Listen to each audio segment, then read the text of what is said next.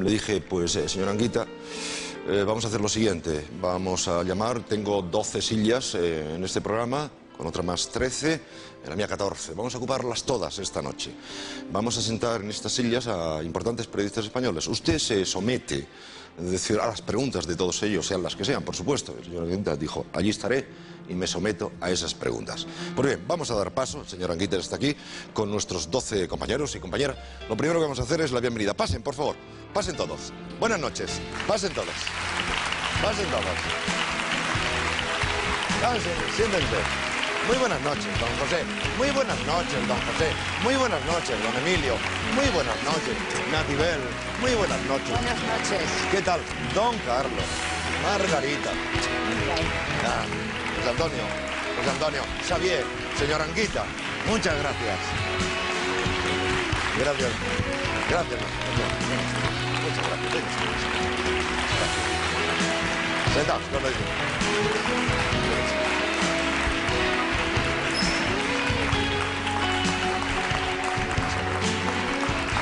Ven ustedes la para mí hermosa relación que tenemos en este programa. Muchas gracias, señor Anguita, por estar aquí, estar con todos nosotros. Por cierto, tengo yo algo para usted.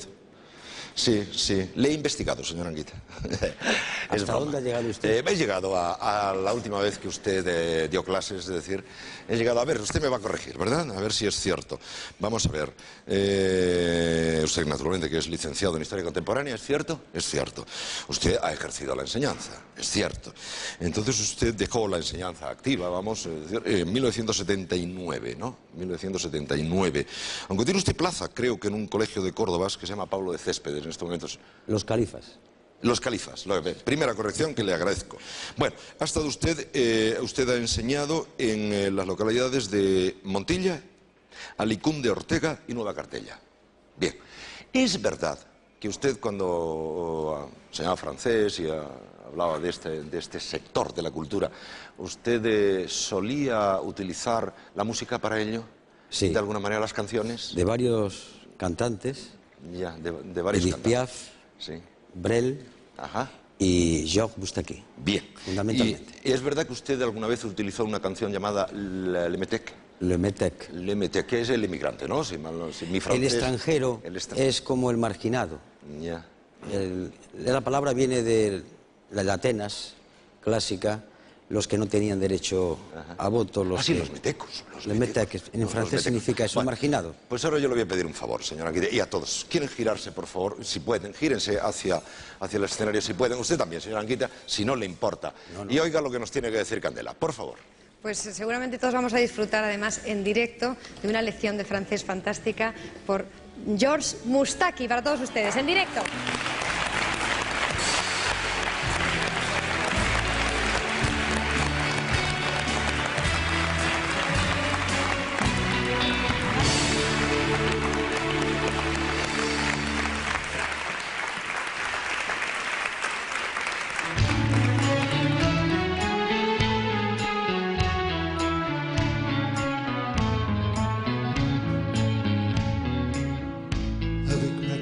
De Métèque, le juif errant de pâtre grec et mes cheveux aux 4 vents.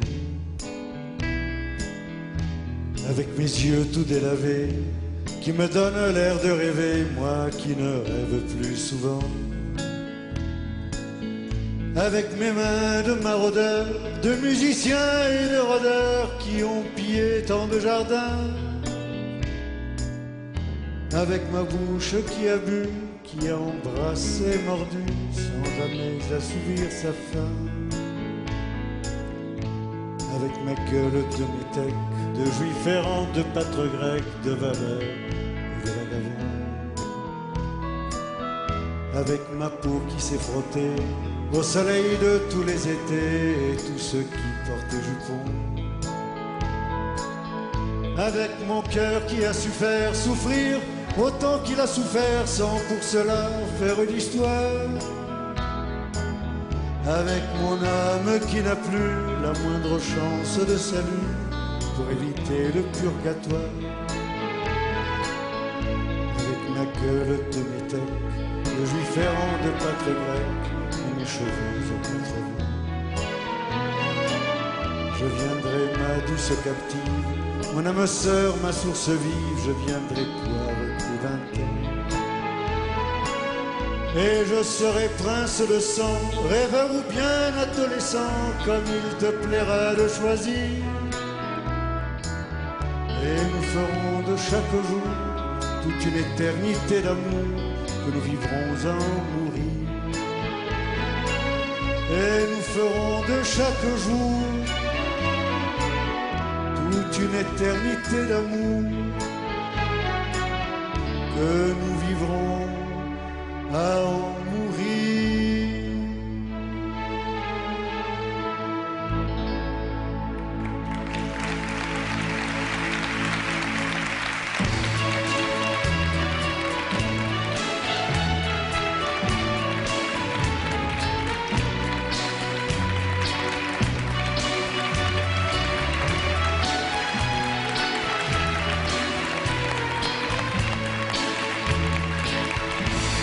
Ya podemos volver.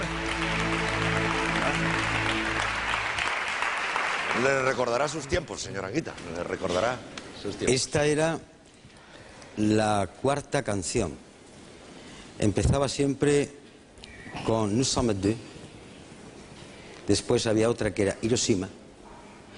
En tercer lugar había una que era Jour après jour, les jours s'en vont. Y esta era la cuarta lección. Que, por cierto, nos ha hecho una interpretación en directo y con el acompañado al señor Moustaki de nuestra orquesta. Pues bien, señor Anguita, usted les conoce, pero yo voy a presentar, es decir, a las 12 personas que tiene a sus lados y que tenemos a nuestro alrededor. Verá, lo primero que hemos hecho es ponernos en contacto con algunos de los importantes periódicos españoles, por ejemplo el periódico de Cataluña, que ha tenido la gentileza de designar para este programa a Margarita Sánchez, que es redactora jefe de dicho periódico en Madrid. Me corrigen siempre si hierro. En ABC, bueno, está representado por José Antonio Sentís, que es redactor jefe de la sección nacional, ¿verdad? Nacional. Bueno, continúo con los periódicos. El Mundo. Pues El Mundo tiene un adjunto al director llamado Melchor Miralles, que se encuentra, buenas noches, que se encuentra con nosotros. Sigo los periódicos. Vamos a ver, El País, director adjunto, Xavier Vidal Folk. Gracias por estar aquí. Y en cuanto a Diario 16, tenemos un miembro del consejo editorial de dicho diario, que es Ramón Cotarero. Luego nosotros nos hemos puesto en contacto con amigos nuestros habituales de este programa. Es decir, no, tú no has venido nunca, es la primera vez. Bienvenido a este programa. Carlos Luis Álvarez Cándido, naturalmente su firma es sobradamente reconocido. Nativel Preciado, Emilio Romero, José Oneto, Andrés Abarasturi, Consuelo Álvarez de Toledo. Estuviste la última vez, si mal no recuerdo también. La última semana estuviste, ¿verdad? Sí. Estuviste aquí también. ¿Me quieres mucho? Bueno, uno tiene sus debilidades, es decir, por todos mis amigos. Antes de empezar, ¿tiene usted alguna declaración de principio? ¿Tiene usted algún argumento de apertura? Disparen ya. Empezamos. Bueno, pues empezamos. Don José, es usted el primero. Adelante. Sí. Un ruego a todos. Sé que esta es una reunión, perdónenme, poco usual, ¿verdad? Es decir, 12 periodistas y 12 comunicadores como los que están aquí y el señor Anguita. Es decir, un tiempo. Ayúdenme todos, por favor. Don José. Bueno, yo creo, don Julio, que esto es algo más que una rueda de prensa, es una tertulia, es un poco reflexiones nuestras sobre lo que significa Izquierda Unida, ¿no? Creo que por lo menos ese es el principal interés suyo, creo que también el nuestro, ¿no?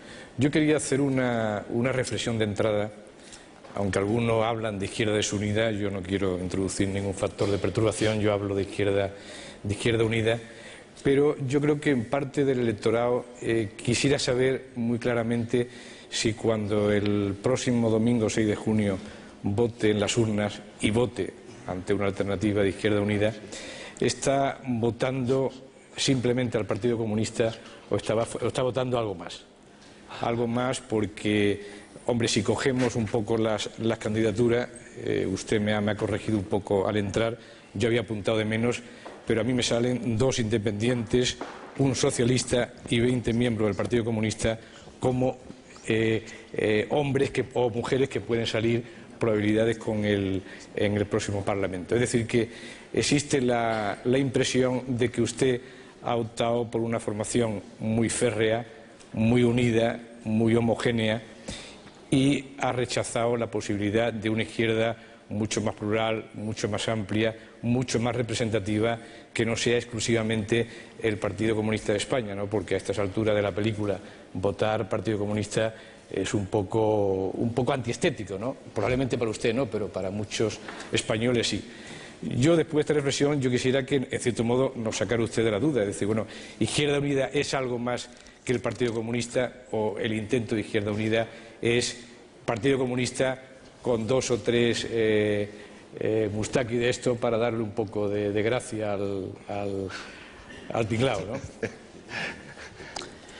En principio, y como declaración de idem, tengo que decir que el Partido Comunista de España, que es el partido mayoritario de Izquierda Unida, en España ha sido y es un modelo de democracia, de transparencia y de entrega a muchas causas. Todo el mundo conoce mi militancia, yo siempre hablo de ella cuando me preguntan, no la oculto, pero la formación Izquierda Unida tiene más integrantes que el PC. Aparte de las formaciones políticas, otras como PASOK, Izquierda Republicana, o en Andalucía, la CUT, tienen muchas personas independientes, trabajando en torno a programas, de tal manera que yo, cuando llego a exponer, digo algo muy claro. Señores, miren ustedes lo que propongo en nombre de Izquierda Unida, discutamos los contenidos concretos. Y para demostrar lo que es Izquierda Unida, tendré que recordar 2 cosas. Somos la única formación política en Europa, que yo sepa, que discute delante de ustedes. Que yo sepa, ni el Partido Socialista, ni el Partido Popular, ni otros se ponen a discutir cuando se reúne su dirección delante de los medios de comunicación. Y en segundo lugar, es una formación política que tiene el valor de someter las candidaturas al debate en la base, para buscar caminos de transparencia. También tenemos errores, pero estas aportaciones creo que ilustran que estamos ante una fuerza que está haciendo un ejercicio de democracia tremendo.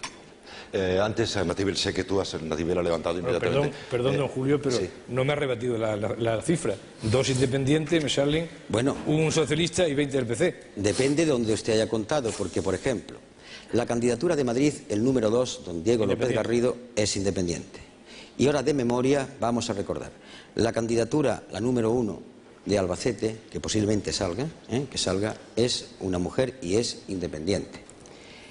El número 1 de Badajoz, que es el coordinador general de Extremadura, nada menos, es independiente.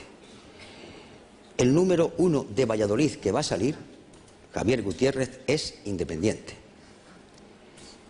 Después, el número 1 de Pontevedra, hay una coalición entre Izquierda Unida, es de Unidad de Galega, no es tampoco del PC, aunque Unidad de Izquierda Galega tiene un estatus aparte, pero vamos, se va a las elecciones generales. Después, y siguiendo el marco de reflexión y de memoria, he pasado revista a las provincias andaluzas, cuyos cabezas son del PC, efectivamente, son todos del PC. Extremadura ya ha contado el caso de la provincia de Badajoz. En Castilla-La Mancha está el caso de Albacete, y creo que hay 2 provincias más, ahora mismo no puedo decir. En Castilla y León, el de Valladolid, y creo que también hay 2 provincias más. Estoy haciendo un esfuerzo tremendo para recordar, pero desde luego todos ellos, independientes y los del PC, han sido elegidos desde abajo. Antes que nada, don Carlos, espero que su amistad, que yo valoro tanto y tanto y tanto, no se menoscabe por el hecho de que no necesitaba usted al principio. Don Carlos Canecero, director de Panorama. Natibel. Sí, señora Anguita, yo si voto al PP sé más o menos el país que voy a tener. Si voto al PSOE también, quiero decir, sobre todo porque hay experiencia de gobierno y porque hay países de referencia. Si voto a Izquierda Unida, ¿qué país voy a tener? No me explique el programa, que lo conozco, sino ¿hay algún país en el mundo en este momento que pueda representar la izquierda o lo que hemos entendido siempre por izquierda? ¿Lo hay? ¿Lo hubo? ¿Ya no lo hay? ¿Lo habrá? Como definición, Izquierda Unida, que se define como Nueva Izquierda, tiene en estos momentos, después de una reunión habida en Dublín, que va a culminar en otra en junio y en la definitiva en diciembre en Barcelona, un manifiesto programa común europeo con 11 formaciones similares a la nuestra, entre la cual pues está la coalición griega, posiblemente los verdes holandeses, los irlandeses, belgas, franceses. Estamos creando una izquierda nueva. Le llamamos entre nosotros los del 10%, porque por ahí andamos todos. Somos conscientes de que hemos iniciado un camino nuevo por el agotamiento de las formaciones políticas clásicas. No hay país de referencia, y le diré algo, y ojalá no lo haya. Los ejemplos que hasta ahora han ido funcionando y los que tenemos delante no sirven. Hay que crear algo nuevo, y en eso estamos. Veo levantar las manos rápidamente. Procurar... No, Consuelo, perdón, estamos por allí primero. He tomado nota que Melchor la levantó primero.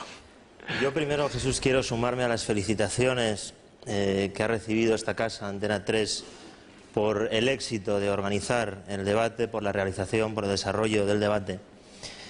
Y quiero también formular una pequeña crítica, porque yo soy de los que coincide con Julio Anguita en que quizá hubiera sido justo que él hubiera estado en el debate, en que quizá hubiera sido enriquecedor para la sociedad española, para los electores españoles, que Julio Anguita hubiera estado presente en el debate. Y como no lo estuvo, yo voy a pedirle a Julio Anguita que me responda a algunas cuestiones muy concretas, sin extenderse demasiado, y es, si hubiera estado usted presente, una vez que ha conocido ya el contenido de ese debate, ¿qué hubiera dicho usted a los televidentes y a los que lo escucharon por la radio respecto a la política económica, respecto a la lucha contra el paro, respecto a la droga, terrorismo, libertades públicas, aunque ellos no hablaron, y política internacional?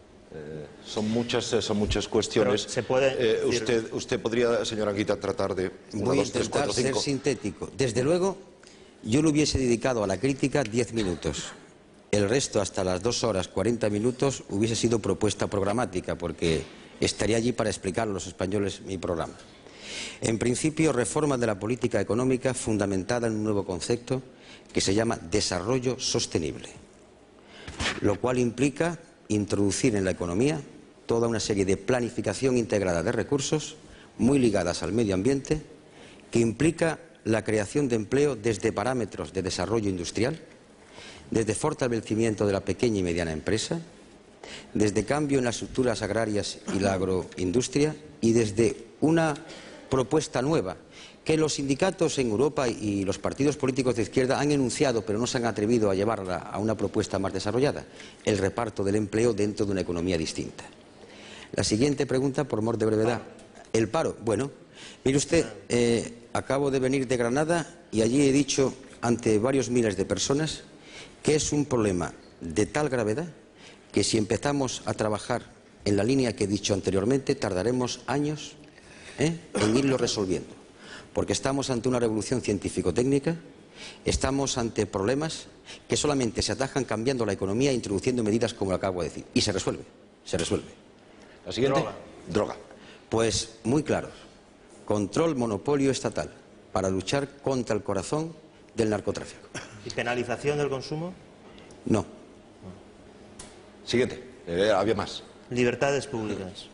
Algo básico y fundamental, que comienza desde la elección del Consejo General del Poder Judicial, la estructura de funcionamiento de los jueces con el juez adjunto, el fiscal general del Estado elegido por las Cortes Generales, los miembros del Consejo del Poder Judicial elegidos por las Cortes pero previa comparecencia en una serie de comisiones donde intervengan otros colectivos a fin de que sea algo mucho más transparente. Y desde luego, libertades significa, además de todo eso, la posibilidad de que todos se puedan expresar con plena con plena libertad y con garantías de que no puede haber represalias de ningún tipo.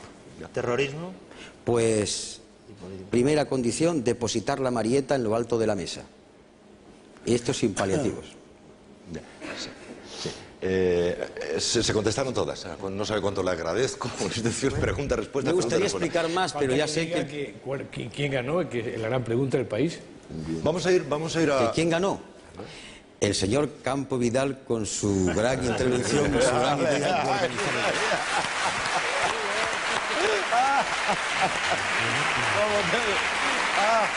Muy bien, como tengo que ir, obviamente tengo que ir al corte publicitario que corresponde ahora, he tomado nota, lo dejamos aquí, volvemos dentro de 2 minutos, y ya todo seguido hasta el final.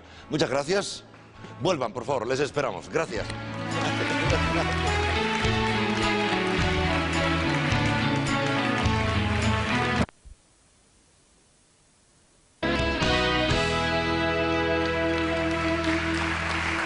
El dato que les estoy pidiendo esta noche por teléfono pudiera ser significativo. Tenemos ya varios miles de llamadas de ustedes. Nos parece además significativo porque no se trata de llamar a un teléfono con un sí, simplemente, o a un teléfono diferente con un no, lo cual está muy bien, no tengo nada en contra de ello.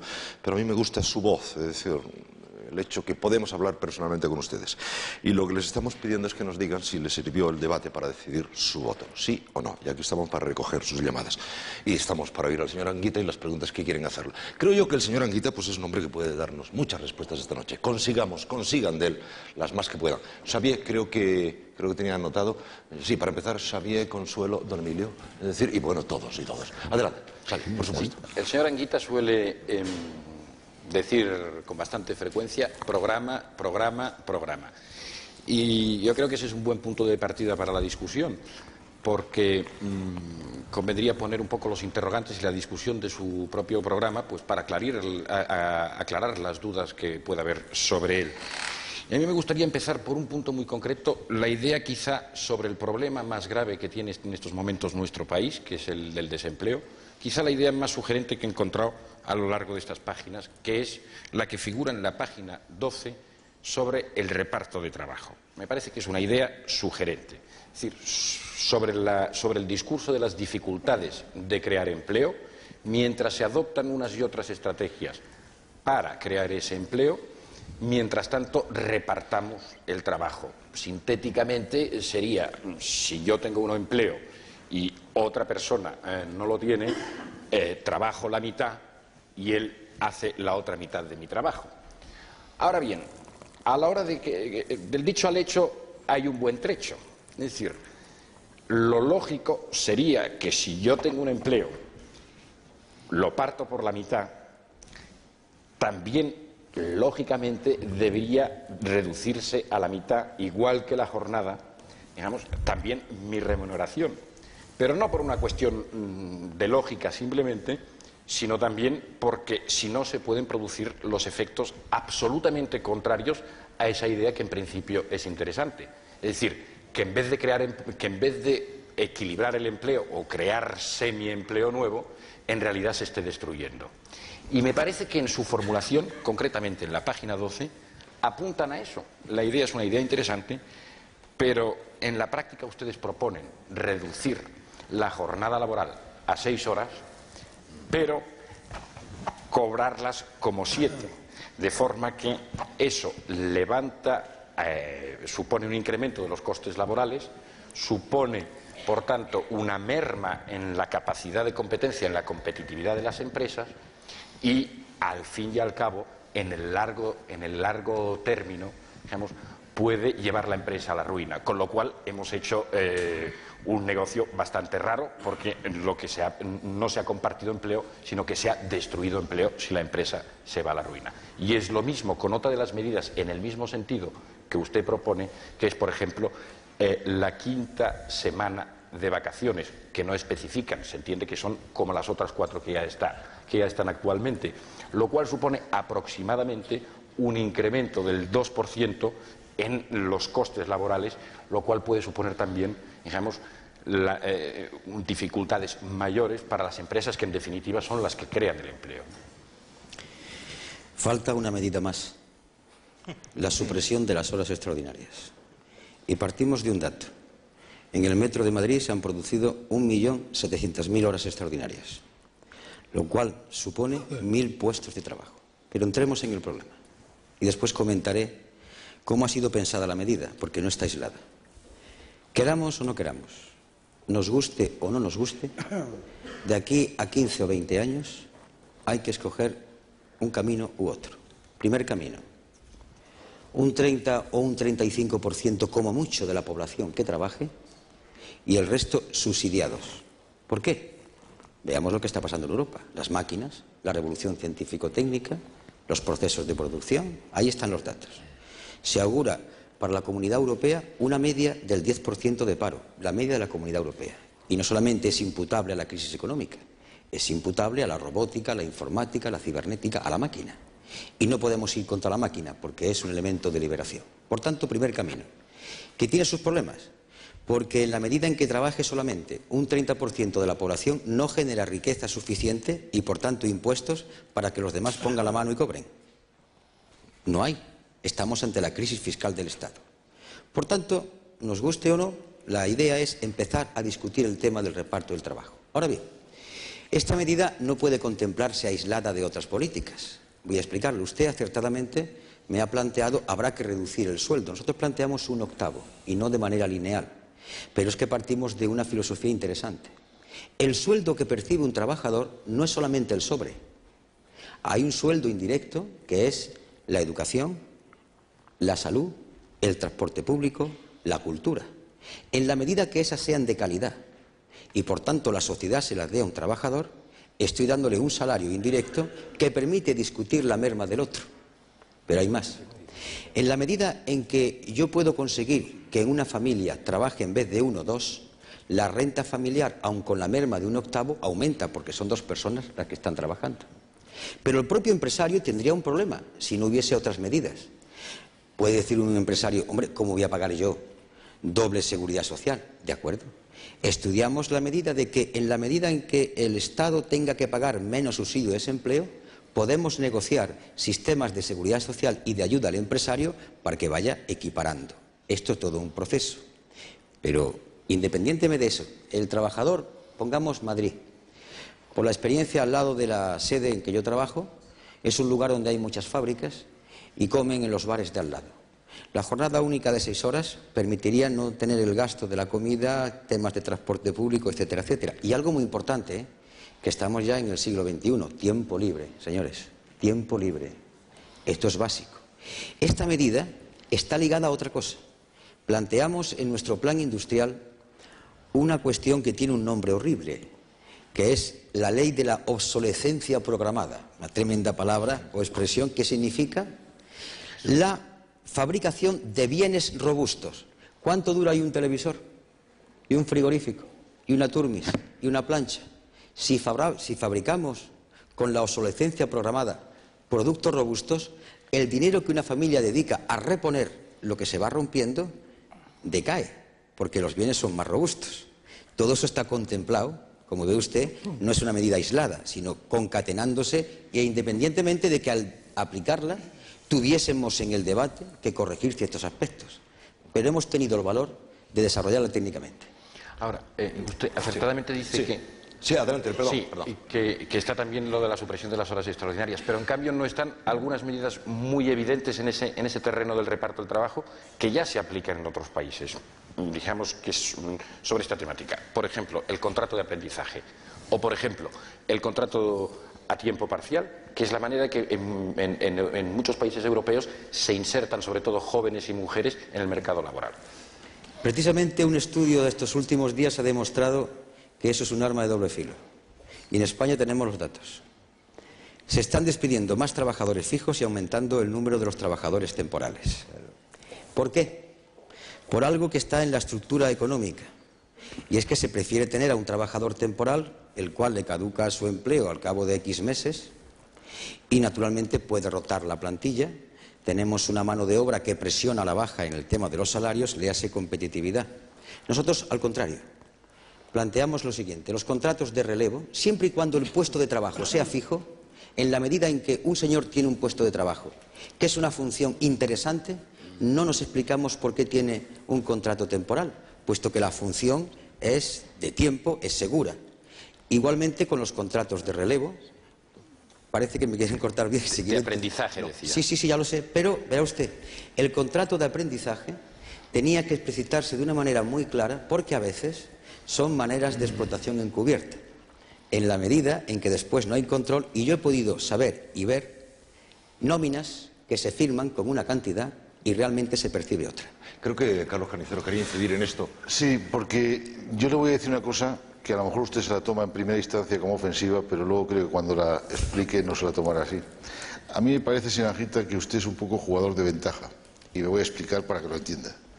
Me da la impresión de que cuando un partido como el suyo, que no tiene la posibilidad real de gobernar, a no ser que diese un cambio sustancial en las expectativas electorales del día 6, es decir, alcanzar una mayoría suficiente para gobernar, se puede permitir el lujo de ciertos equilibrios, tanto a nivel de gran estructura ideológica, es decir, qué papel tiene el Partido Comunista si luego ustedes no se atreven a hablar del tema del Sáhara, o si luego no se atreven ustedes a hacer una campaña en favor de Cuba, qué papel tiene el Partido Comunista en una fase experimental que no tiene nada que ver con el comunismo, y al mismo tiempo usted propone ideas que a mí me parece, como a Xavier Fidal, que me parecen muy interesantes, pero que parecen absolutamente utópicas para su realización ahora. Son ideas que podemos someter a debate en una sociedad para ver si el conjunto de la sociedad entra por ese camino, que es muy difícil, porque todo lo que usted tiene una contestación desde los propios sindicatos enorme, tiene una contestación desde la clase empresarial enorme, tiene una contestación desde los estudiantes, porque es, en definitiva, pedir un sacrificio de reparto de lo que hay, que a mí me parece muy bien y me parece loable. Es decir, yo creo que a lo mejor hay que hacer eso, pero a mí me parece un cierto oportunismo plantearlo cuando sabe que usted no lo va a aplicar. Es decir, esa es su ventaja. Usted está planteando ideas que son preciosas, que yo suscribiría con mucho gusto como un punto de partida para una gran reflexión social, pero que a mí me parece que si usted fuera mañana presidente del Gobierno, usted no puede llevar a la práctica ni una sola de las propuestas que acaba de enumerar. Voy a contestar cumplidamente. Primera cuestión. No parece que yo sea presidente del Gobierno en estas elecciones, no parece. No, por eso sí, lo digo. desde luego. No, pero permítame que le explique. La diferencia entre utopía y quimera, porque a veces se confunden ambos términos, es la siguiente. La quimera es lo irrealizable, lo imposible. Por ejemplo, mañana vamos a tener alas. Eso es quimérico. La utopía significa anticiparse al futuro con lucidez e inteligencia y valor, que es lo que ha hecho Izquierda Unida. Porque usted, en su argumentación, me dice, usted ha jugado con ventaja, pero después me dice, hasta a los propios trabajadores no les gusta eso. Luego está usted reconociendo valor y jugarse votos. Sí. Luego no jugamos con ventaja. Jugamos con dignidad y con honradez, porque decirles, señores, como yo digo yo en los mítines, explicando programa, esto es muy importante cuando tengo allí delante la gente, no le digo vamos a trabajar por vosotros para que tengáis, sino que me arriesgo a decir lo que proponemos, porque no hay otra salida. Es utópico en la medida en que parece que no se puede hacer, pero la sociedad ya lo demanda, porque señores, algunos de ustedes aquí presentes, me puede a mí asegurar que con la economía actual, donde se va privatizando, donde cada vez hay más máquinas, ¿puede garantizarse el pleno empleo? Y si no se puede garantizar el pleno empleo, ¿para qué sirven los derechos humanos? Cuando dicen que el ser humano tiene el derecho al trabajo. Luego seamos consecuentes con los principios. ¿Qué ha hecho Izquierda Unida? ¿Arriesgarse? Y yo sé que hay muchos trabajadores que cuando yo les digo cuidado con las horas extraordinarias, me miran así diciendo, hombre, ¿qué me estás quitando?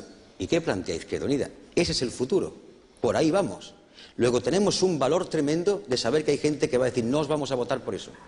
Pero bueno, bueno, pero de todas maneras yo creo que aquí hay una cosa que ha quedado pendiente y que yo quería introducir desde otra perspectiva. Usted esta tarde, por cierto, en el informativo de última hora de la tarde de Antena 3 se la ha visto eufórico, contento, anunciando que en el 97 estarán en el Gobierno. O sea que a lo mejor todo eso que Carlos Carnicero decía que no se podía aplicar. ahora. Bien, pero no era esto lo que le quería preguntar. Usted parece muy informado, yo no sé si lo está de verdad, de todo lo que transcurre en esta campaña electoral. Entonces, quizás conozca que hay un estudio que demuestra que entre ese deseado grupo de indecisos hay 900.000 mujeres. Sobre esas 900.000 mujeres se ha hecho otro estudio que demuestra que el 70% de ellas en cada franja de edad, o sea, no el 70% del total, que no han decidido su voto, estarían dispuestas a votar a la formación política que les ofreciera mayores ventajas o ofertas más sugerentes en lo que les concierne más directamente. Bien, Izquierda Unida ha presentado este programa para la mujer, yo me lo he leído creo que con bastante atención y no he encontrado, a lo mejor es que me he saltado alguna línea, no he encontrado en ningún momento el contrato a tiempo parcial que aludía también Xavier Vidal Folk, y que no es un contrato eventual, es a tiempo parcial estable. Entonces yo me temo que aquí en este caso concreto sí se haya encontrado atado de pies y manos por la postura de las centrales sindicales, concretamente la de Comisiones Obreras, que no comparte el tema del trabajo a tiempo parcial. Por tanto, yo quería preguntarle que se pronunciara sobre esta fórmula concreta de contratación desde un punto de vista estable y en relación a que es una fórmula que me parece que las votantes indecisas, las votantes femeninas, agradecerían mucho el conocer exactamente qué se va a hacer con ello desde su perspectiva y de la de los demás partidos Vamos a la también. respuesta. Hay muchas personas que aún tienen que preguntar, lo sé. Por eso, En principio, no ha habido ninguna presión sindical, ni yo la hubiese tolerado. Porque, vayamos claros, de la misma manera que las centrales sindicales no son correas de transmisión de ningún partido político, Izquierda Unida no es el brazo político de las centrales sindicales. Coincidimos con ellos cuando coincidimos, ha habido momentos que no, el tema de Maastricht, por ejemplo. Lo que pasa es que formamos parte del mismo bloque histórico y hay muchas coincidencias.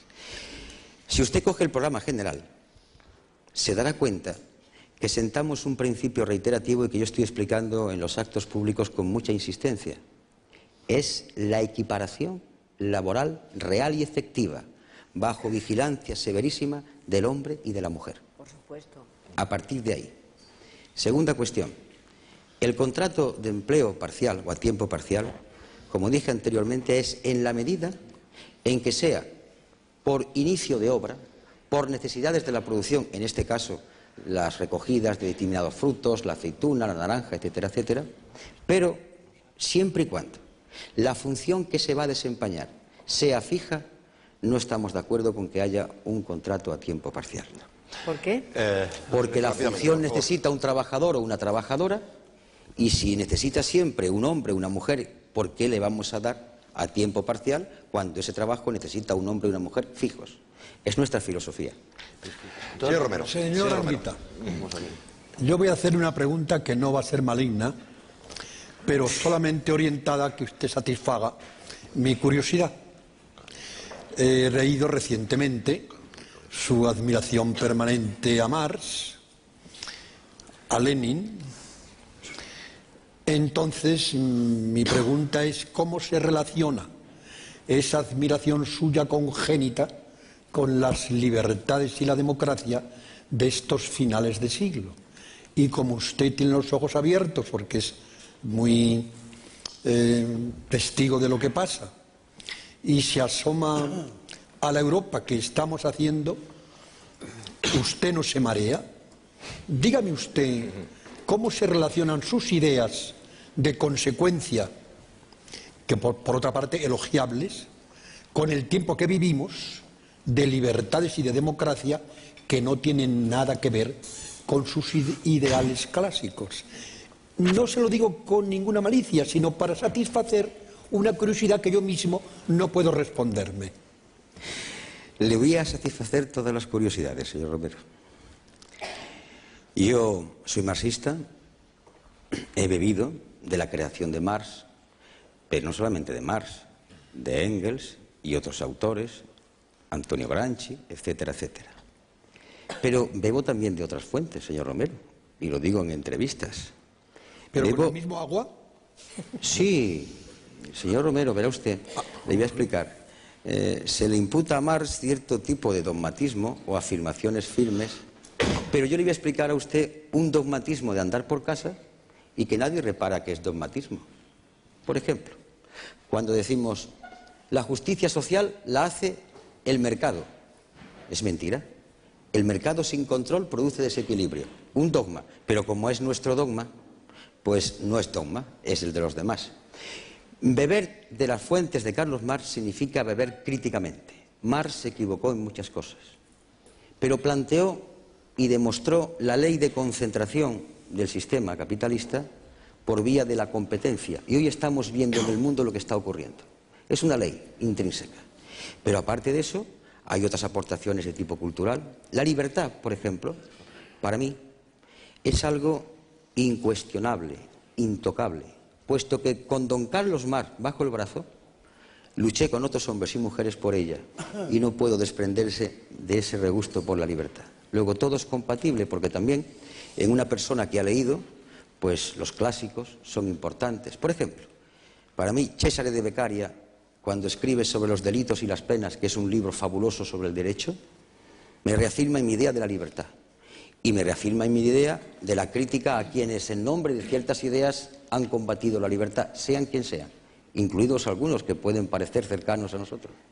He bebido de la fuente de la Revolución Francesa y también he llegado a un convencimiento. La libertad es muy hermosa, pero las condiciones para que la libertad se ejerza también son muy hermosas. Dicho de otra manera, un hombre libre para votar lo que quiera, para hacer lo que le dé la gana, si no tiene trabajo, si vive en una miserable chabola, las condiciones que permitirían el ejercicio de la libertad la hacen a veces inviable. Pero ¿no recuerda usted lo que le dijo Lenin a don Fernando de los Ríos? Le dijo, ¿libertad para qué? Sí, efectivamente, una frase no muy correcta, pero por una frase no se pierde un pensador, porque si yo empiezo a explicar ahora de algunos pensadores y sacar del contexto, o incluso con el texto entero ciertas frases, descalificaría ese pensamiento, pero no toda una obra.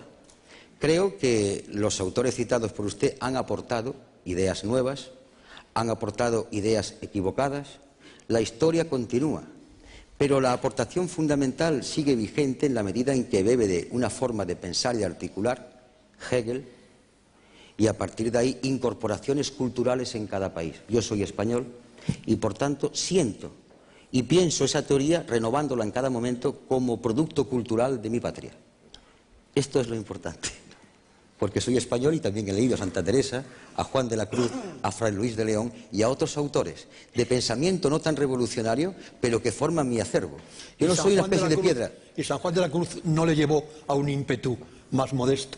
No, San Juan de la Cruz lo que me enseña es que cuando el ser humano no vive la pasión de amor, la pasión de entregarse, es una piedra. Y a mí me gusta hablar con seres humanos. Consuelo. Señora Anguita, oyéndole hablar así tan serio y tan firme y a veces con esa imagen de duro que tiene usted, nadie diría, porque ¿Imagen Jesús, de serio, de duro. Ah, ya. A lo Bogart. Yo sé un secreto de esta noche del señor Anguita. El señor Anguita tiene su corazón repartido esta noche. Él está aquí, pero en el fondo yo sé que lo que está pensando es en su niña, que tiene 2 años, y que esta noche por primera vez se ha vestido de Faralaes para ir a la Feria de Córdoba. ¿Verdad que sí, señor Anguita? Es cierto. Bueno, pero como estamos aquí hablando de política, le voy a tener que preguntar otra cosa. Mire, señor Anguita, yo intuyo que en estas elecciones va a haber un fenómeno que es el del voto prestado, el del voto reflexivo, que va a votar una parte al Partido Popular sin ser del Partido Popular o sin sentirse plenamente identificados con él, y hay una parte muy importante de voto de la izquierda que sería a lo mejor mayoritariamente votante del Partido Socialista, pero que va a votar Izquierda Unida, porque es un electorado que no quiere corrupción, que quiere que las instituciones se democraticen, que no quiere Ibercor, que no quiere Macosa, y que espera que Izquierda Unida pueda responder transitoriamente a sus expectativas. Y a mí me gustaría que me dijera usted cómo va a representar a ese electorado, a ese voto prestado que va a tener usted, para por lo menos darle satisfacción y que no sea un voto frustrado el día de mañana. Ha dicho usted una cosa importante, pero que no debiera atribuirse solo a Izquierda Unida. Todos los partidos políticos tenían que tener votos prestados. Izquierda Unida, el PSOE y el PP. El voto entregado de por vida es una manera de alienación que yo no comparto. Yo creo que todos los partidos políticos tienen que tener el voto prestado. Te lo presto para ver qué haces con él. Porque si no, no estaríamos ante la libertad. Estaríamos ante el enfeudamiento, que sería peligroso. ¿Cómo vamos a trabajar? Muy fácil. Como hemos trabajado hasta ahora. Recordemos los últimos acontecimientos. Allí donde ha habido conflictos hemos estado nosotros, nuestros diputados, presentando mociones, interpelaciones. Hemos hecho en solitario en esa Cámara muchas veces defensa de principios que ustedes saben. Y sobre todo hemos intentado hacer algo muy difícil, unir lo que pensábamos a la propuesta concreta. Ese es el caso del programa. Seguiremos igual, dialogantes, porque hemos sido muy dialogantes. Y antes de que ustedes me lo vayan a preguntar, se lo voy a decir. 5 de abril de 1990. El diputado señor Anguita, en nombre de su grupo parlamentario, se dirige al presidente del Gobierno. Dice: señor González, ante la situación del país creemos una nueva situación desde la izquierda. Ahí hay 25 puntos. no se le dijo para imponérselos, vamos a analizarlos en diálogo. Y además se hizo otra cosa, y desde este diálogo invitamos también a los demás, porque ya decíamos que había problemas económicos gravísimos. Lo que pasa es que después somos firmes en nuestros principios, pero dialogantes, somos hermanos de la caridad dialogando. Es mi objetivo, naturalmente, mi deber que hablen todos, de verdad. Vamos por aquí para completar. Señor Sentís. Sí, señora Anguita. A usted le gusta hablar mucho de programa y programa. ¿Qué partes de ese programa pondría usted sobre la mesa para pactar con el Partido Socialista? ¿Qué partes serían irrenunciables para usted? Es que verá usted, este es un tema que no opera en lo posible o en lo probable. Me explico. Aquí hay dos fuerzas políticas que se reparten la probabilidad de gobernar. Lo sabemos todos, el partido gobernante y el Partido Popular. Si se cumplen lo que dicen las estadísticas, pues está claro que una de las dos será mayoritaria y le recaerá sin duda la mayor obligación de gobernar. Y podrá optar por gobernar en solitario o por gobernar acompañado. Entonces cada una decidirá qué es lo que hace. Como esta fuerza política sabe que no va a gobernar, sino que está pidiendo el voto para que la izquierda tenga fuerza, por tanto no puede contestar a eso. Si yo, se lo voy a contestar indirectamente, si yo estuviese ahora mismo representando a Izquierda Unida en una situación parecida a PSOE y PP, le garantizo que en las primeras intervenciones ya estaba diciendo: necesitamos formar una alianza con tal programa, con tal programa. Pero como no es el caso, sean los demás, con sus problemas, los que en el momento preciso digan lo que quieren hacer. ¿Y por qué no le quiere nada al señor Felipe González? No Pero vea usted, si no es un problema de amor o de odio personal, es un problema de política. Además, yo recuerdo una conversación telefónica con el señor González hace 2 años, en donde fue todo lo contrario de lo que ustedes suponen, y me van a permitir que se la cuente, porque va por ahí recorriéndose la fama de que el señor González y yo estamos como los camborios, con la navaja en la mano. No, no. Era 24 horas antes de la operación Trueno o Tormenta del Desierto. El señor González me llama a mi casa. En un momento se pone el presidente del gobierno. Y ahí, mira, me acaban de anunciar que va a comenzar esto. Al día siguiente teníamos un debate. Y yo a aquel hombre lo oigo tenso, porque su responsabilidad de gobierno en ese momento no era fácil, yo lo entiendo. Oigo, y mi expresión, que es la recordar la siguiente: mira, mañana va a haber debate y voy a ser muy duro, tremendamente duro, tú lo sabes. Pero como te noto abatido en esa función que tienes de gobernar, tienes mi solidaridad como ser humano. Y yo oigo un muchas gracias sincero, que demuestra que en ese momento hubo una comunicación humana entre González y yo. Esto pocas veces lo he contado. Y al día siguiente yo fui durísimo. Es decir, que no tenemos un odio personal, lo que pasa es que los programas no pegan ni con pegamento. Eso es otro problema. Vamos a completar esta parte así. Cándido, Carlos Luis. Sí, gracias. Señora Anguita, a mí me gusta mucho que mezcle lo utópico y lo científico, ¿no? No solamente creo que San Juan de la Cruz y Mars son compatibles. Era un divertimento tan caro a don Emilio Romero. No, pero también tiene su sentido al margen del divertimento. Yo estoy convencido de la bondad de su programa. Lo he leído, el programa general, el programa electoral, pero me gustaría situarlo en algún contexto. Me refiero a la más candente actualidad, y es la privatización en Francia de 30 y tantas empresas muy importantes, petroquímicas, etcétera, entre ellas la Renault, lo cual no significa tanto, en mi parecer, un cambio de gestión como un cambio de sistema. Eso posiblemente arrastrará otros cambios, los gastos generales, por ejemplo, el sector público, en fin, sanidad, pensiones, etcétera, etcétera. ¿Realmente usted cree que el programa del Partido Socialista Obrero Español tiene algo que ver con eso? Yo hablo de la práctica, de las declaraciones y de la política del Partido Socialista Obrero Español. Yo he afirmado que están en la misma frontera o orilla del río, pero no son lo mismo. Y voy a entrar a contestarle. Lo que está pasando en Francia es dramático. Lo que está pasando en Gran Bretaña, donde se habla de los ferrocarriles, Pero lo que se está haciendo aquí, me acabo de enterar de que han salido ya a la venta acciones de Endesa, una empresa del Estado, productora de electricidad, que ha tenido beneficios de 47.000 millones de pesetas. El otro día privatizaron Aldeasa, que es la empresa que tiene estas tiendas de los aeropuertos exentas de impuestos, que tuvo beneficios de 3.847 millones de pesetas, me he acordado.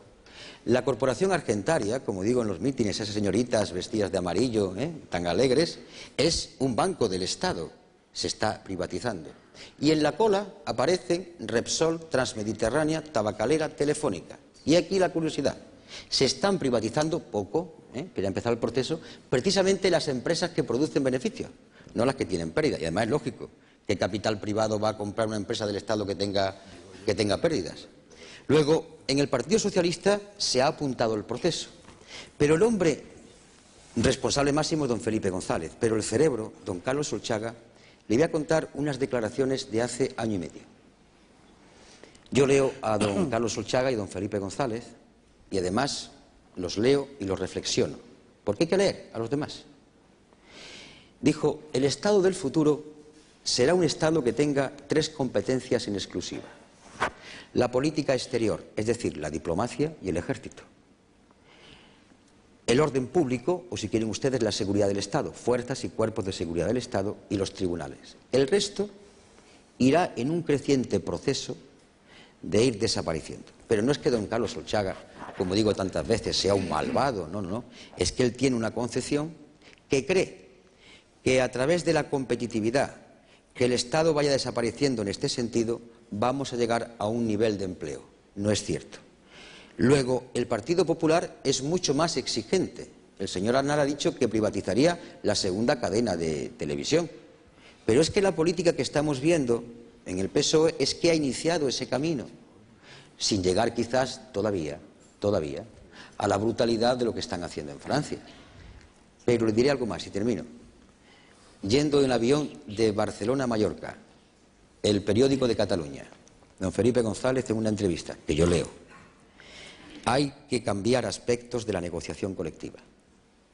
Y automáticamente me vino a la cabeza unas declaraciones de don José María Cuevas, cuando, desde la visión que él tiene, legítima, planteaba que había que acabar con los convenios colectivos.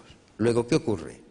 Que lo que en unos es apuesta decidida, rotunda, en otros los gobernantes, comienza a ser, ya es una derivación tremenda, una escoración que parece ser que no hay quien la pare. Pero hay unos límites de definición fuera de los cuales pierdes sentido y se pierde voto, claro.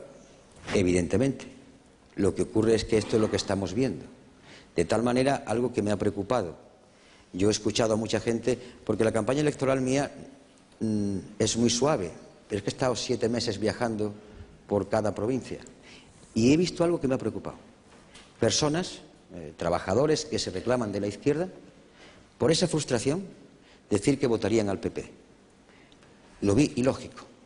A tal nivel de frustración, de enfado, de, si me permiten ustedes la expresión, es muy normal, no es insultante, de cabreo se ha llegado, que gente que se reclama de izquierda piensa castigar a quien lo frustró votando a su adversario principal.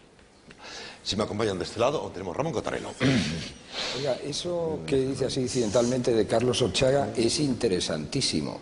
Es interesantísimo. La próxima vez que se lo diga, pues yo creo que ya le puede ir diciendo a don Carlos que solo le falta 1/3 para coincidir perfectamente con Adam Smith. Porque, claro, si las funciones del Estado son el orden público, la defensa y otra cosa, que Adam Smith decía, obras públicas, pues efectivamente don Carlos Solchaga lleva un camino bastante acertado hacia el liberalismo más Si me puro. permite, me pasen los periódicos Sí. de mayo, abril-mayo del año 91, cuando las elecciones municipales y Pues a lo mejor entonces ya ha cubierto el tercio que le queda, pero me preocupa que sustituya las obras públicas por los tribunales, de todas formas. Eso es una cosa preocupante. En fin, yo tenía unas preguntas así modestitas que hacerle y me gustaría mucho a ver si fuera posible que contestara usted con la contundencia y la nitidez verdaderamente encomiables que ha venido usando hasta el momento. Hagamos el ejercicio anterior. Vamos a ver, Adelante, sí, yo preguntas. también trataré de hacerlo, porque aquí es más difícil pillar la palabra que en el Parlamento, realmente. Es cierto, es cierto. Cuando se tiene la oportunidad, hay que hacerlas todas. Sí. Esas son las reglas del juego. Yo de todas formas he reducido mucho las preguntas, son en realidad 3, si acaso 4.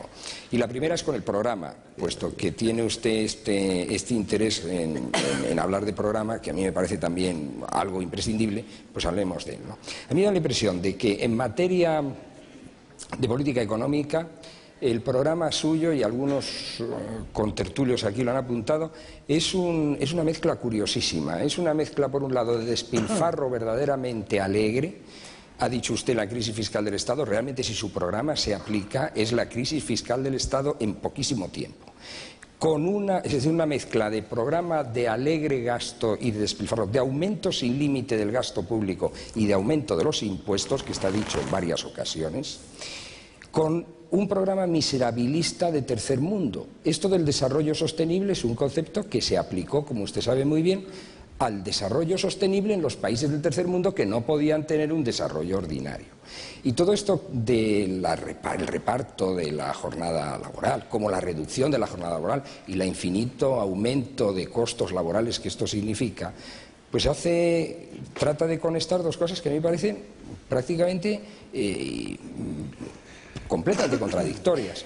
En fin, esta sería la primera pregunta. ¿Cómo realmente pretenden ustedes hacer práctica no ya una utopía o una quimera, como quiere usted decir, sino dos, y además contradictorias? ¿Le parece, señor Cataño, que él vaya contestando pregunta a pregunta? Sí, ¿O quiere usted hacerlas todas juntas? Las otras son muy breves también, pues, claro. No, pero vamos, si... No, adelante, hágalas. Sí. No, la segunda sería ya entonces remontarnos un poco a un problema que usted trató con muchísimo acierto al principio, pero que me suscita una duda y verdaderamente una angustia. Dice usted que Izquierda Unida es la nueva izquierda. Yo esto de la nueva izquierda lo llevo oyendo, para mi desgracia, porque soy muy viejo, desde los años 50. Desde los años 50 ha habido intentos de nueva izquierda. Se llamaba nueva izquierda ya en los años 50. Después se ha llamado de muchas maneras. Siempre ha sido un intento de renovación de la izquierda. Y cuando la izquierda pretende renovarse permanentemente es porque no lo consigue.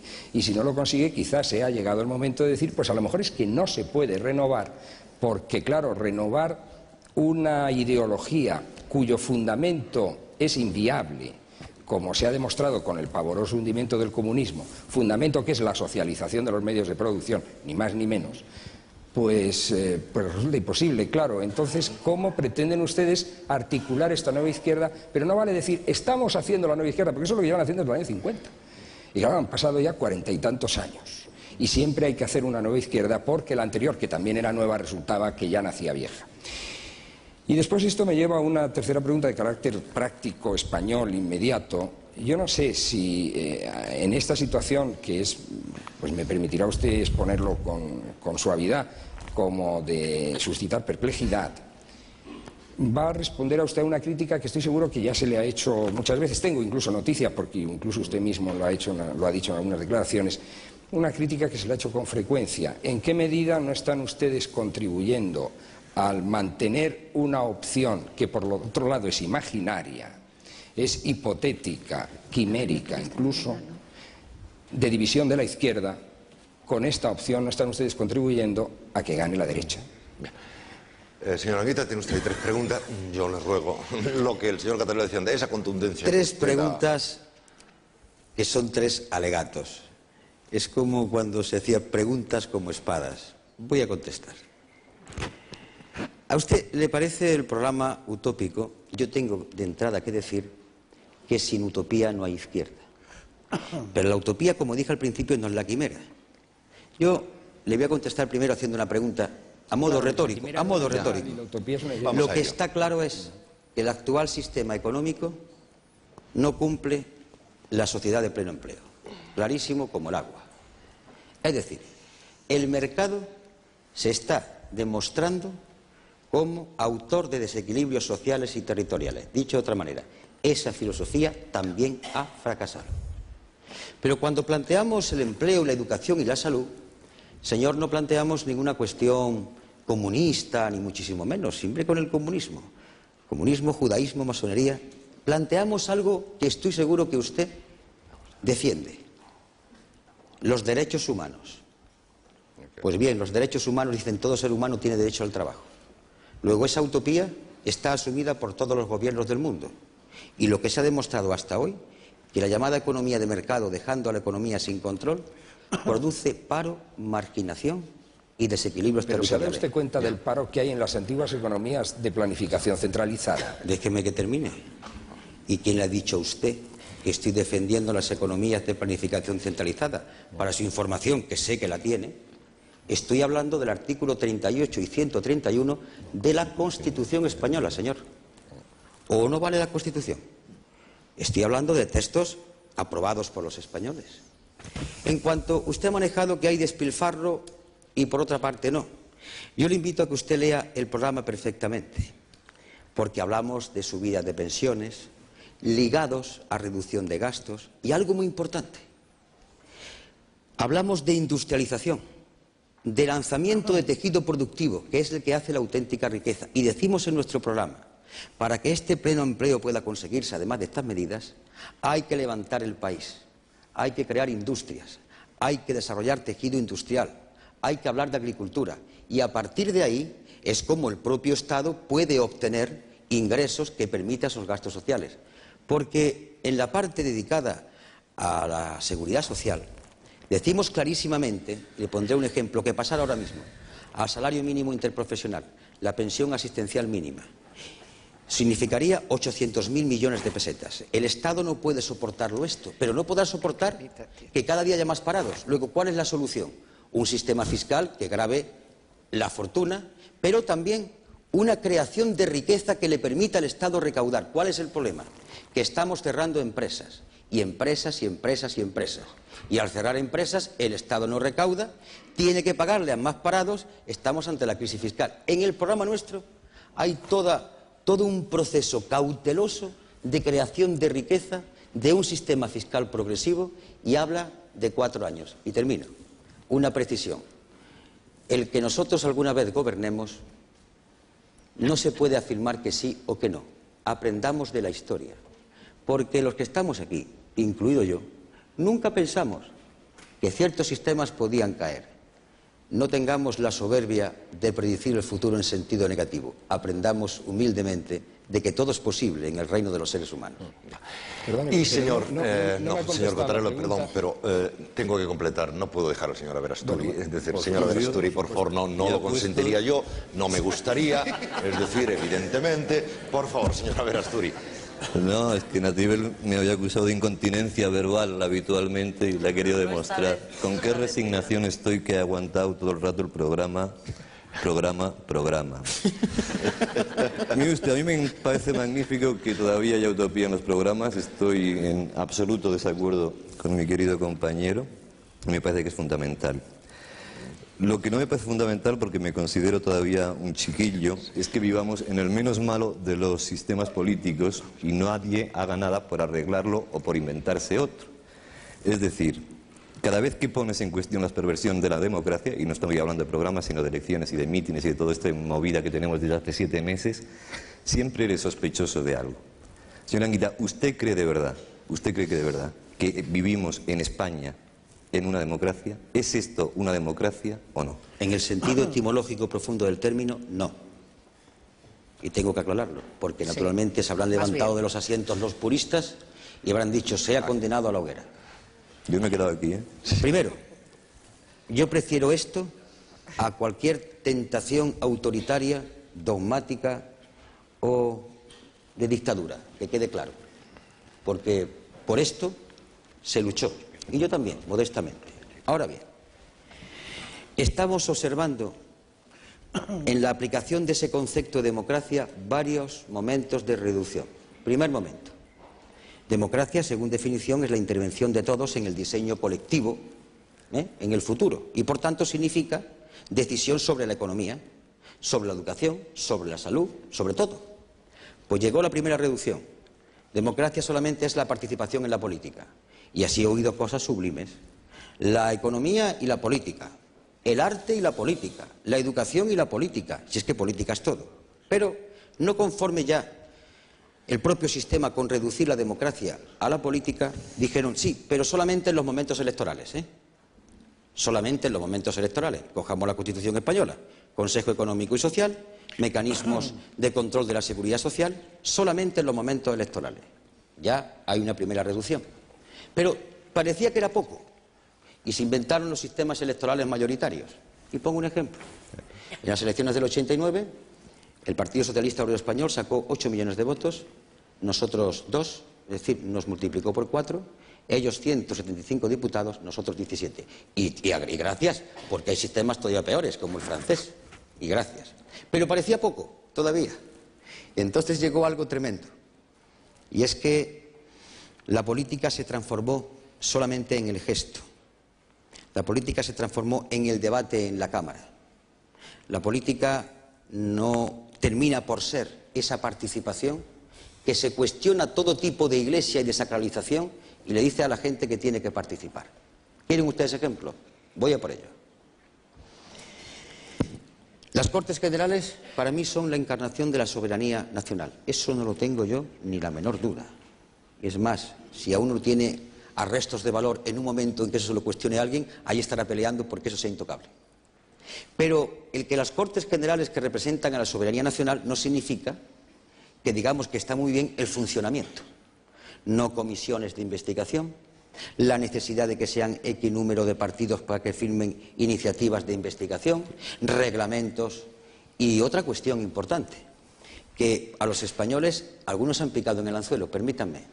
Como decían que sus señorías no trabajaban, a alguien se le ocurrió la brillante idea de que los diputados estén los lunes y los viernes también en el Parlamento. ¡Qué error! Los lunes y los viernes tienen que estar en su circunscripción, dando la cara y el callo con los que le eligieron. Pero hemos transformado todo esto en una inmensa pompa.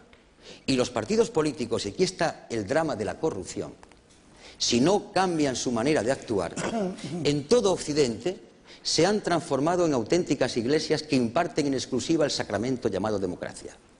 Pero señor Anguita, Todo va por ¿usted ahí. cree que la Constitución es democrática? La Constitución es democrática. Entonces será cuestión de reglamentos, no de principios. No, permítame.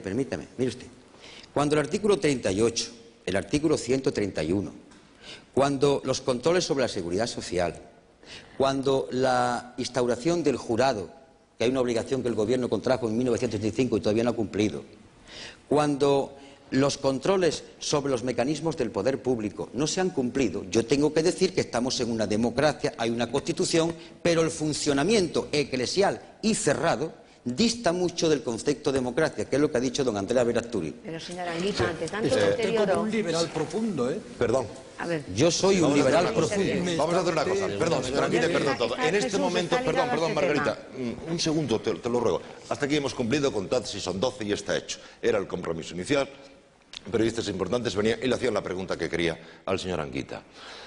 Si ustedes, los minutos que tengo son 5, si ustedes dicen una pregunta, quien quieran, rápida, y la respuesta es muy rápida, puedo administrarlos. Señor Hermida, que la pregunta sea, no digo que facilita, pero que no vaya precedida de un exordio interminable. He dicho, señor Anguita, si la pregunta es rápida, la respuesta es rápida. Adelante, le empiezan a levantar la mano. Muy rápido. ante tanto deterioro, señora Anguita, Perdón. ¿por qué no preparan ustedes un acuerdo posible postelectoral al nivel que sea de gobierno parlamentario con otras fuerzas de izquierda? Porque si no el Más deterioro rápido. será imparable. Más rápida la En pregunta, por favor, su respuesta. ¿Que por qué no preparo? Sí. Pero mire usted, nosotros cuando termine la noche electoral recontaremos nuestros votos, veremos que hemos subido y ya veremos lo que pasa, pero el problema no es nuestro.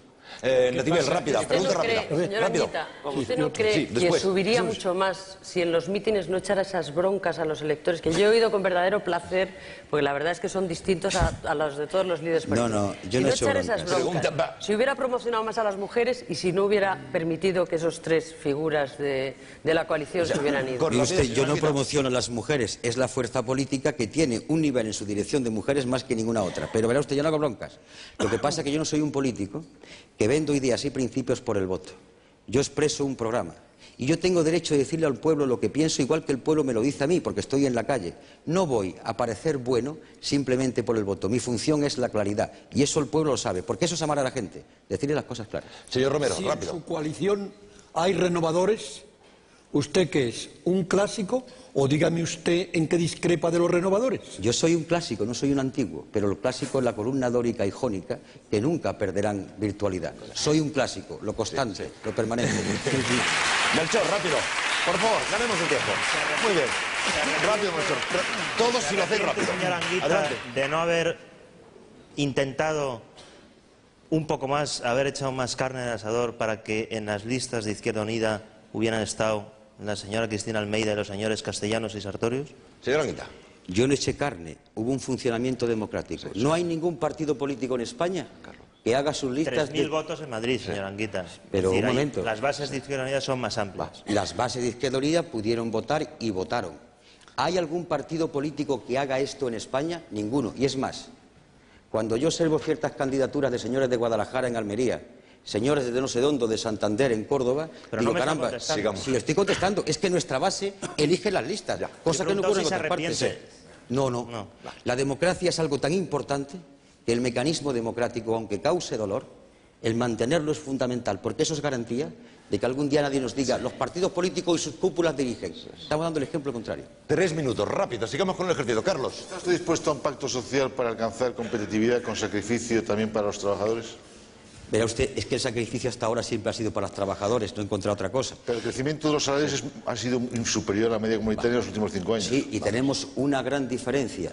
Y además, los costes laborales unitarios son muchísimo más bajos que en Europa.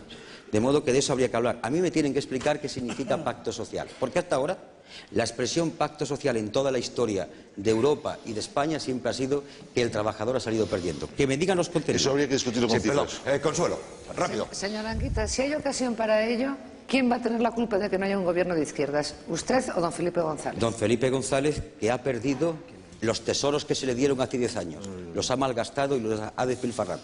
Él, que no supo utilizar esos tesoros. Xavier. En su programa hay una gran carencia.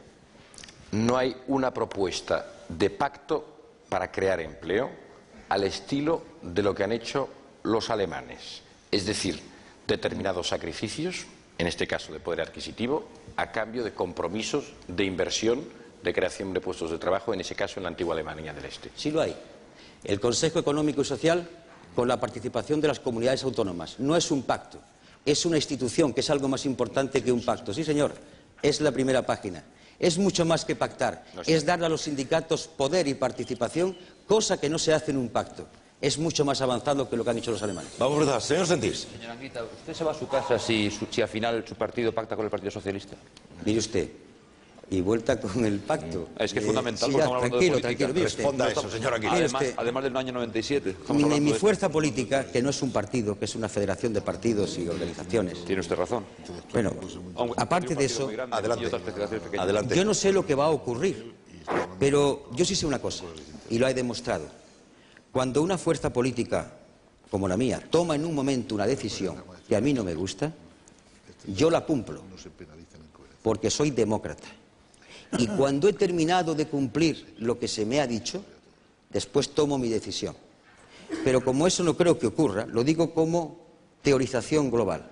Los dirigentes estamos para cumplir lo que se acuerda. Y después, si nos viola la conciencia, una vez cumplido el mandato, dice uno, señores, ahí se quedan ustedes. Señor Catarino, segundo, es la última, la penúltima. Usted está resignado a que el día 7 sea presidente del Gobierno don Felipe González o don José María Aznar. Como coordinador general de Izquierda Unida y secretario general del Partido Comunista, ¿usted a cuál prefiere? ¿A cuál? ¿A cuál prefiere usted? Prefiere de presidente del Gobierno. Esa era la penúltima, gracias. Perdón, Andrés, rápido. Yo en vez de una pregunta le voy a hacer un regalo al señor Anguita y voy a descubrir un secreto. Ha dicho que dos de sus grandes frustraciones, un señor que tiene el valor de mantener el Partido Comunista a estas alturas, no tiene el valor de hacerse una cola de caballo como esta y le gustaría y de ponerse un pendiente. Sí, que lo verdad. más que le puedo regalar es la gomita para la cola de caballo por si algún día quiere. Vete. Tú empezaste, tú cierras. Iba a decirle de póntelo, pónselo, me parecía una cosa. No, yo solamente, usted va a ser presidente del gobierno. Ahora, ¿usted aceptaría ser ministro de Educación o como explica el Pará que ha dicho eso de que Felipe González se meta no sé qué por no sé qué?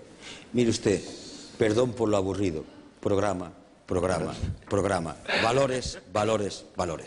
La última me va a permitir ser mía. No tiene nada que ver con la política. O tal vez sí. Señora Anguita, en el año 2001, cifra que usted maneja con una cierta frecuencia, según he leído, ¿se ve usted verdaderamente enseñando en Andalucía, en una escuela, teniendo un programa de radios, dando conferencias y paseando por el campo? ¿Se ve usted así de verdad en el 2001? Si no fuese así, sentiría que no he cumplido con mi obligación para conmigo mismo, que es terminar como empecé.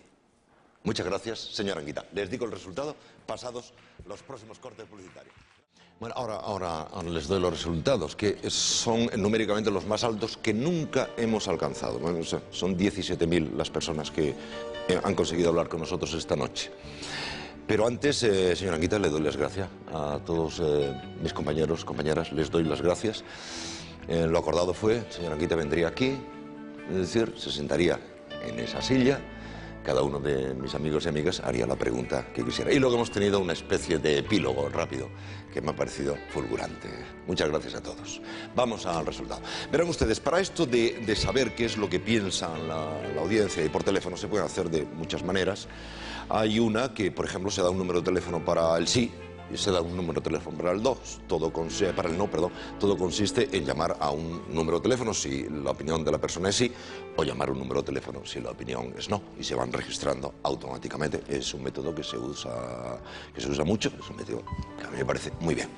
Sin embargo, este programa, que igual podría poner, y quizá en el futuro lo haga, no lo sé, un número de teléfono para el sí y un número de teléfono para el no, optó desde el principio por el contacto personal con ustedes. Y sabemos lo difícil que es comunicar con nosotros, lo sabemos y lo lamentamos. Y sabemos que en algunos programas hemos llegado al 1.000.000 de intentos de llamada de personas que han querido llamar al programa, de los cuales, naturalmente, pues podemos recibir físicamente, verbalmente, muy pocas. Esta noche nos interesaba el dato. La pregunta era... el debate del lunes entre el señor Aznar y el señor González, ¿le ha servido a usted para decidir el voto? Se ha hablado tanto y tanto en los medios de comunicación sobre este dato.